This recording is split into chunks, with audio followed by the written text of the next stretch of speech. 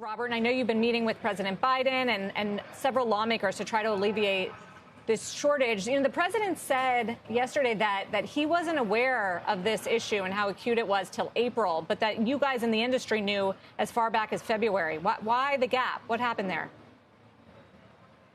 Well, we live in this industry day in and day out. I visit the shelves personally pretty much every week. You know, we talk to consumers constantly. We're always looking at our market share data.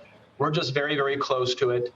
And so it's natural we would understand the consequences of the recall announcement probably earlier than anybody else. So we're all living with that now, and we're seeing the impact of it. I saw that you have 54% market share right now in the U.S. since the Abbott closing of the plant. How is that possible? Well, prior to the recall, we had about a 34% share. We're the second largest manufacturer in the U.S. And so we were the ones who were most able to step up, increase production, run our plants 24/7. We've managed to deliver about 30% more to the market than we were a year ago. And the absence of a major competitor has put us in that position.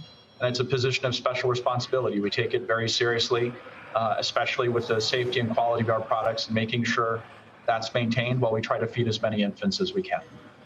They're big market share numbers, and I feel like to put them in context, Robert, we should shine a light on what this industry is in America and why we've had this problem. It's really three companies, you and Nestle and Abbott Labs, which control the market. 98% of formula in this country is made in this country. How did we get to this sort of oligopoly position where one plant removal is leading to such a challenging crisis?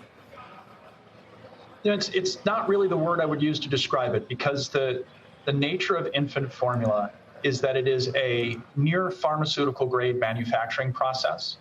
The specifications we have to make it under are very, very tight because these are infants who rely on it for their sole source of nutrition. So really the only thing that keeps somebody out of the market would be their inability to produce it at scale and safely. And we have been doing that for a long time. And I think that's why you see us as a major manufacturer in the market. There actually are a number of other entrants. And as you saw or might have seen with the White House yesterday, there was a new company that's entered the market who believes they can also safely produce. And here they are, and they'll compete. And perhaps the numbers you just showed will change. Right. So foreign entrants finally being allowed in this market. What would you say you need from the FDA next? I know you're producing at a Singapore plant and trying to ship it in, a Mexico plant as well. Are they giving permission to do that quickly enough? Yes, we have world-class facilities in Singapore and Mexico. We typically produce for Asia and Latin America with those, but we're in a position to bring product to the U.S. We've submitted the paperwork to the FDA. We're literally ready to start production almost on the hour as soon as we get that approval.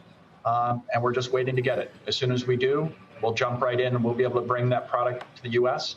and put it on the shelves quite quickly, because it will be under the Enfamil brand, where we already have distribution on shelves and consumers already know the brand. So we think we're in a unique position to be able to address the crisis with those options.